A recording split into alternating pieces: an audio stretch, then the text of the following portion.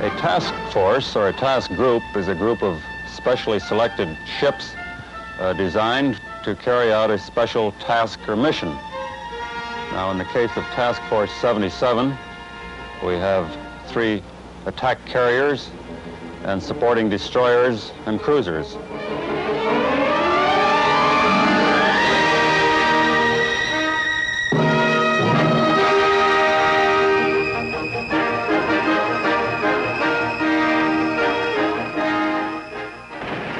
Admiral, the 8 o'clock surface now shows low-level convergence into the op area with the high still building up in here and the weather. We are all seamen here, and the weather is of prime importance to us. To me, the commander, the daily weather briefing provides an indication as to what the men in this task force and the ships and planes are going to have to cope with in carrying out our mission. And we're all of us here living in ships, scattered over hundreds of miles at sea, doing one job and working together.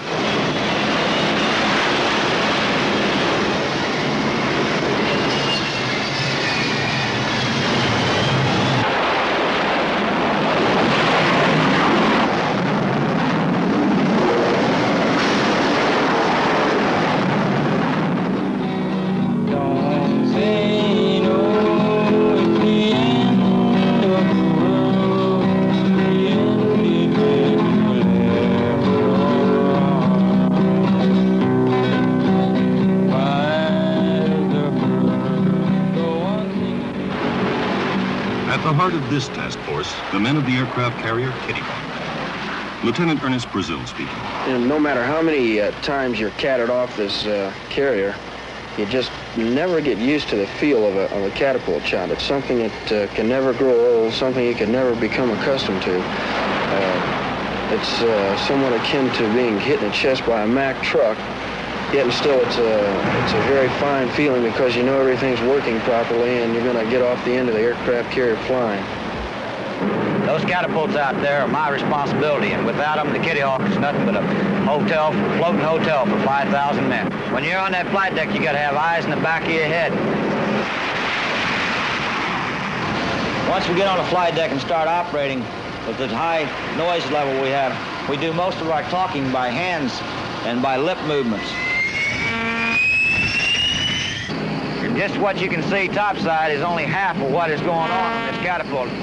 The people's below decks are just as important as the people's topside, and it's just one big team altogether.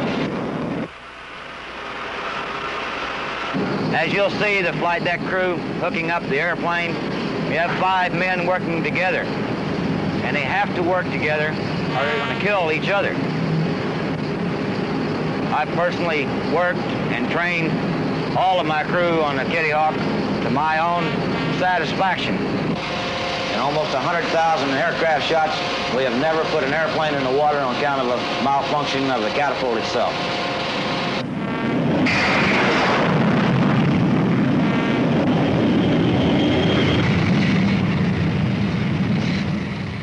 Among the young crew of this floating city is a solid sprinkling of old-timers.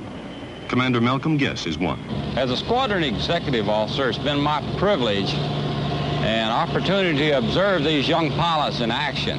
We ask them to do more today than they ever were required to do at my lifetime at the stage of training the kids are going through. They continually, daily, are asked to do a terrific job, and they complete this job all on their own.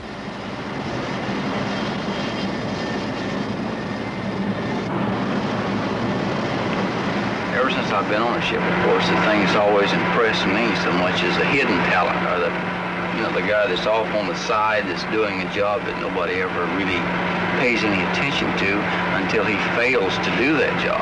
And that's where I was referring to you about the using a very good example, since you actually can see it from standing up on the bridge of the chap. All he does every day is take a bunch of tow bars, and they're not really light. They're made out of aluminum, good type of alloy, and put them on this cart, and all he does is pull them forward where they're available to put on the airplane.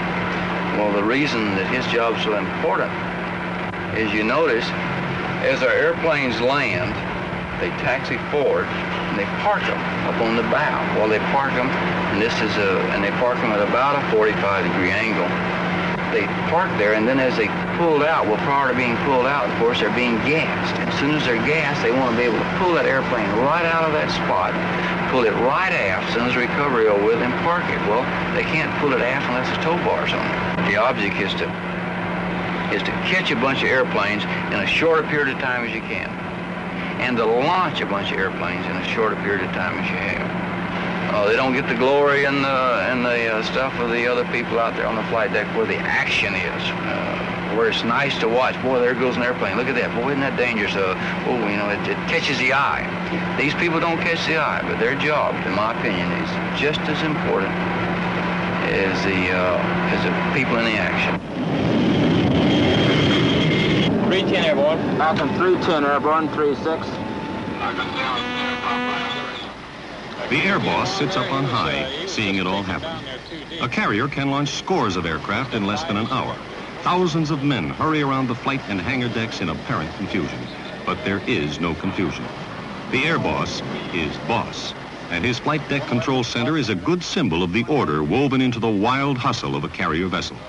Every aircraft has a place to be every second of an operation. A7's to starboard, whale on the point. Behind the carrier, it's plane guard destroyer, waiting, in case the worst happens. If the worst doesn't happen, they throw in a dummy named Oscar and rehearse for it.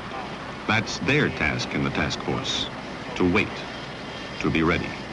Commander Bert Myatt, Jr., skipper, USS Black. Despite all the electronic equipment we have in this ship for this type of work, in the destroyer Navy, seamanship is still all important.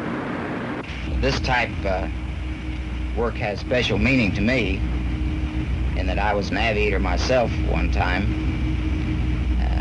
I went into the water off of a carrier on a dark night off coast of Korea. This was off Incheon, and the night before the Incheon invasion in September 1950.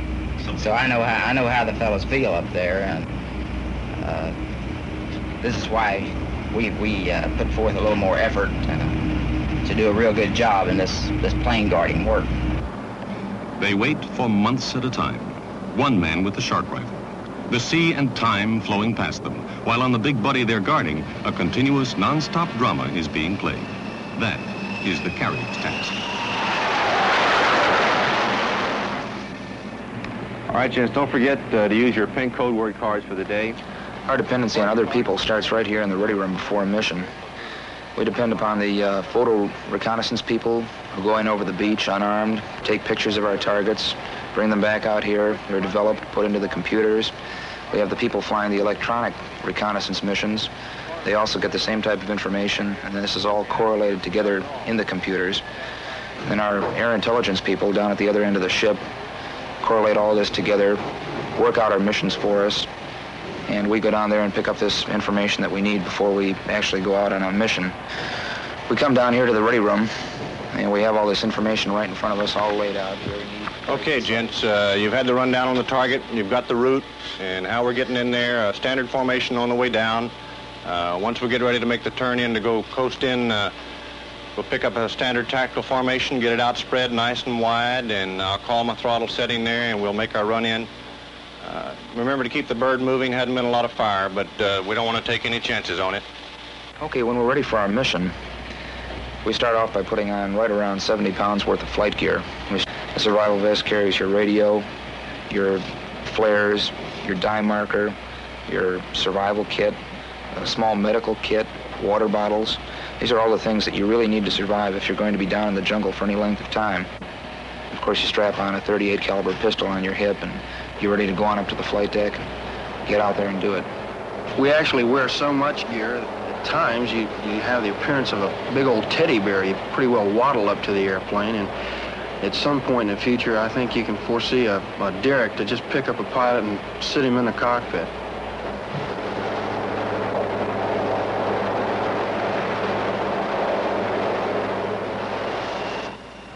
The largest carrier is no more than a moving patch in a heaving liquid void. The landing signal officer, the LSO, is therefore an indispensable man. give me the choice between one of the richest insurance policies that you can give me, or give me a good LSO, I'll take the LSO any day. Middle, every once in a while, you're going to have what we call a hairy one, or, boy, that's a wild one type pass. Knock that off. Don't do it again type thing. This occurs periodically, but it's nothing you accept. It's something you try to correct. The LSO picks him up approximately 3/4 of a mile.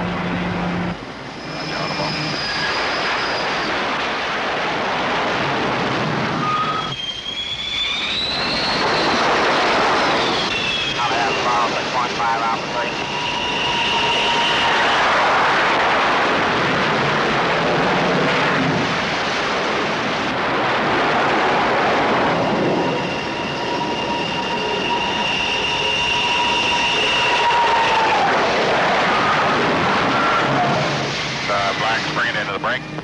On your interval at your 10:30. Recovery complete. Recovery complete.